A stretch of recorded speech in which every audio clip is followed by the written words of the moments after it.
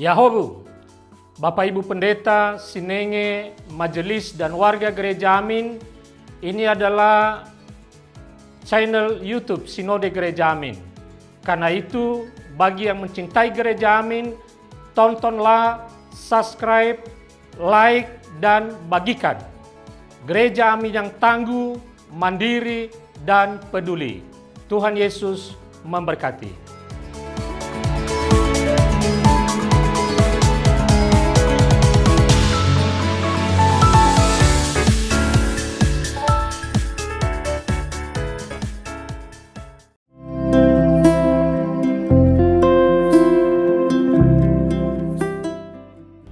Hai Teens, jumpa kembali dalam acara TFC.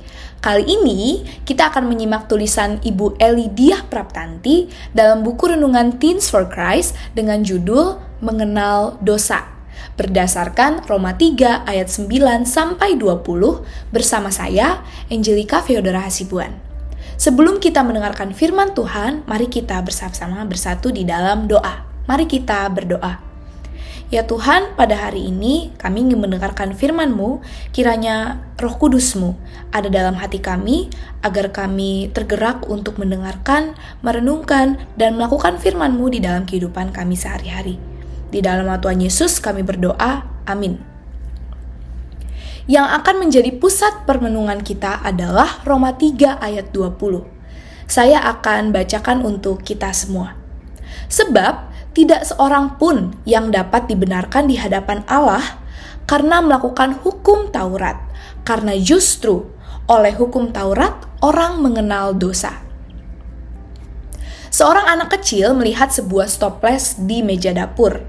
Di atas stoples tertulis peringatan dari ibunya, "Jangan dibuka." Si anak merasa penasaran.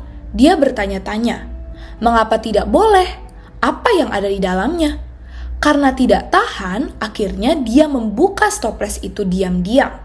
Ternyata di dalamnya bukanlah kue seperti yang ia bayangkan, melainkan rempah-rempah beraroma menyengat. Si anak menjadi tahu alasan dari larangan itu. Bukan karena ada sesuatu yang menarik di dalam stoples, melainkan karena isinya tidak cocok untuk dimakan. Dia pun belajar dari pelanggarannya. Paulus dalam konteks suratnya ingin menunjukkan bahwa hukum Taurat diberikan untuk menyadarkan manusia akan dosa. Hukum Taurat tidak dapat memberikan pembenaran di hadapan Allah karena tidak ada manusia yang mampu menaatinya dengan sempurna, karena manusia telah jatuh ke dalam dosa. Pembenaran di hadapan Allah tidak mungkin dicapai melalui perbuatan manusia, melainkan melalui anugerah-Nya. Hukum Taurat berperan untuk menyadarkan manusia akan keberdosaannya, karena dengan adanya hukum, manusia dapat melihat standar kebenaran Allah dan menyadari betapa jauhnya mereka dari standar itu. Dalam hal ini, hukum Taurat bertindak sebagai cermin yang menunjukkan kebutuhan manusia akan juru selamat.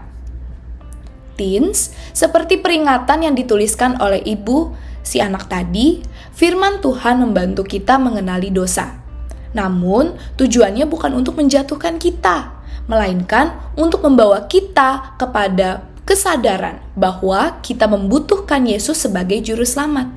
Jadi, ketika kita gagal, jangan larut dalam rasa bersalah, tetapi datanglah kepada Tuhan untuk memohon pengampunan dan bimbingan.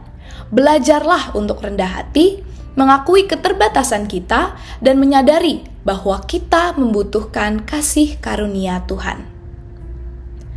Mari kita menutup renungan kita hari ini di dalam doa.